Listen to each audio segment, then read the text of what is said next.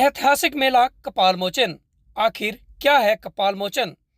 इसके बारे में अगर बात करें तो यह भगवान शंकर के समय से यहीं पर स्थापित है और तभी इन जगह का नाम कपाल मोचन पड़ा था।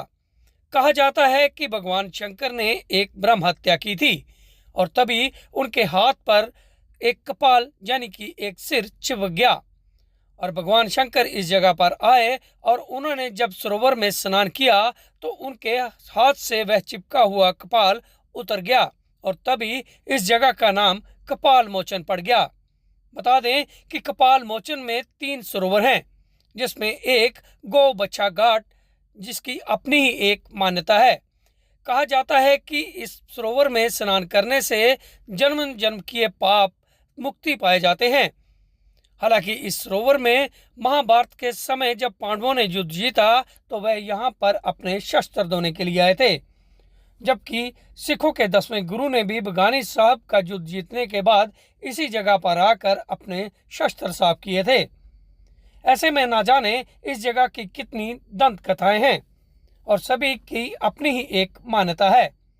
हालांकि हर कार्तिक पूर्णिमा पर से पहले यहाँ पर मेला लगता है और इस मेले में लगभग 8 से 10 लाख श्रद्धालु हर बार इस मेले में स्नान करने के लिए पहुंचते हैं। गौ बच्छा घाट के बारे में तो आपने सुन ही लिया।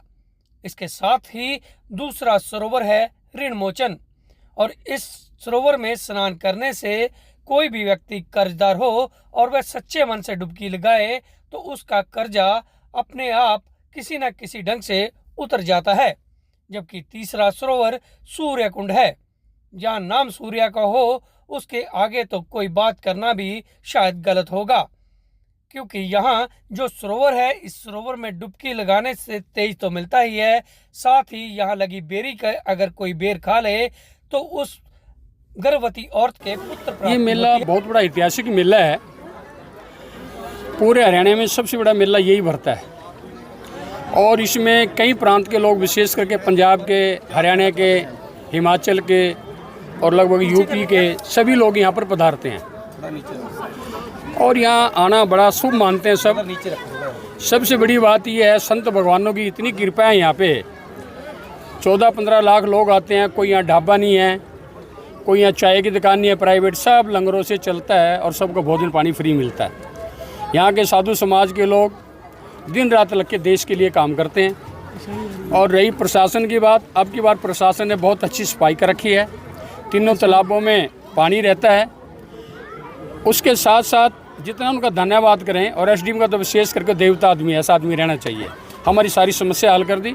पिछले बारी प्रशासन ने, हमारी एसडीएम साहब ने और डीसी साहब ने मिल के जो किराया हमारा 25,000 था 12,000 कर दिया, 1.25 रुपया कर दिया, जो 2.5 रुपये था। भगवान को पूरा संसार पूजता है। शंकर भगवान की ब्रह्म हत्या लगी थी, जो हाथ में कपाली थी, वो आकर यहीं उतरी गौ बच्छे घाट में, साथ में आके इसमें घूमे और साथ में गौ बच्छा इसके साथ चले, वो भी सफेद उसी दिन से हुए। और यहाँ सबसे बड़ी बात है, श्री राम भगवान सीता को और लक्ष्मण को लेकर भी यहाँ के स्नान किया। दूसरा, कृष्ण भगवान पांडवों को लेकर आए ऋण मोचन में, उन्होंने ऋण उतारे अपना के यहाँ। तीसरा, गुरु गोविंद सिंह जी भी कई बार यहाँ पर आए। गुरु नानक देव का दशहरा भी यहीं मनाया जाता, वो तो बहुत बार आए।